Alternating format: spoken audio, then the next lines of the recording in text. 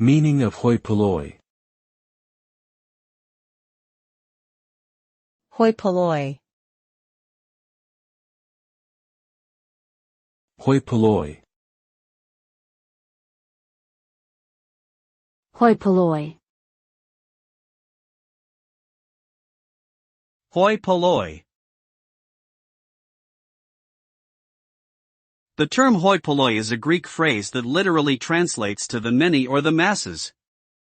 It is commonly used in English to refer to the common people or the general population, especially in contrast to the privileged or elite class.